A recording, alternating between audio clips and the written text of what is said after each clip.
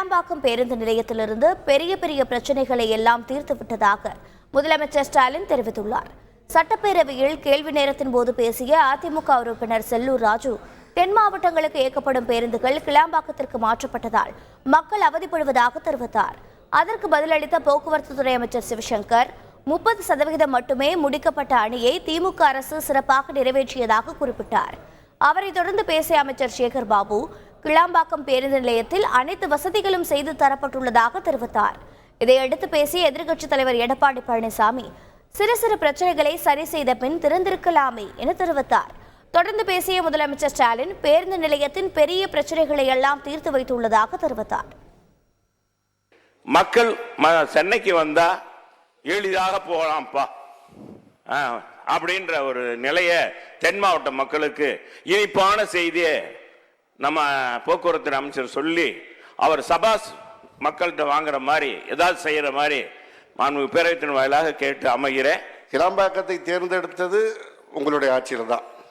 இங்கே போக்குவரத்து நெரிசல் இருக்குது, அங்கே கொண்டு போவோன்னு தேர்ந்தெடுத்தது நீங்கள்.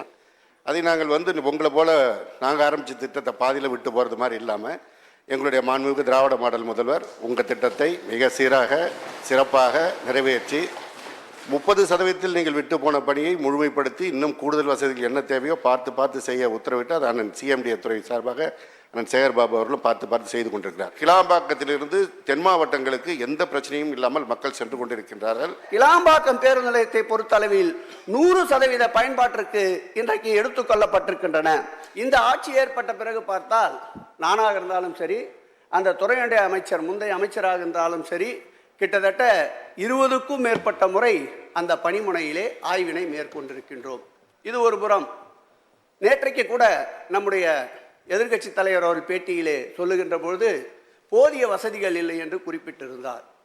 நம்முடைய மாண்பு போக்குவரத்துறை அமைச்சர் கூட வாருங்கள் அழைத்து சென்று காட்டலாம் என்றார். எதிர்க்கட்சி தலைவர் மற்ற உறுப்பினர்கள் வந்தால் அந்த கிளாம்பாக்கம் பேருந்து நிலையத்தை முழுமையாக சுற்றி பார்த்து விட்டால் நிச்சயம் மாண்புமிகு முதலமைச்சர் அவர்களை எதிர்க்கட்சி தலைவரே புகழக்கூடிய அளவிற்கு அந்த கிளாம்பாக்கம் பேருந்து நிலையம் அமைந்திருக்கிறது என்பது. அங்கே இருக்கின்ற சிறு சிறு பிரச்சனைகளை சரி செய்ய வேண்டும் என்றுதான் அறிக்கை விட்டிருக்கின்றேன். அவரும் அதைத்தான் இங்கே தெரிவித்திருக்கிறார். 2 பேரும் ஒத்த கருத்து. நாங்கள் அதைத்தானே சொல்லியிருக்கிறோம். நீங்க அவசரத்தில் போய் திறந்துட்டீங்க. அந்த சிறு சிறு பிரச்சனை எல்லாம் தீர்த்து முழுமையான அடிப்படை வசதிகளை பயணிகளுக்கு செய்து கொடுத்து திறக்கப்பட்டிருந்தால் இந்த பிரச்சனை வந்திருக்காது. பயணிகளுக்கு எவ்வித பிரச்சனையும் இல்லாமல் பயணம் மேற்கொள்வதற்குண்டான வசதி செய்து கொடுக்க வேண்டும் என்பதுதான் எங்களுடைய கருத்து. எதிர்கட்சி தலைவர்கள் சொன்னது போல சிறு சிறு பிரச்சனைகள் மட்டுமல்ல, பெரும் பெரும் பிரச்சனைகள் எல்லாம் இருந்தது. அதையும் தீர்த்து வைத்து தான் திறந்து வைத்திருக்கிறோம்.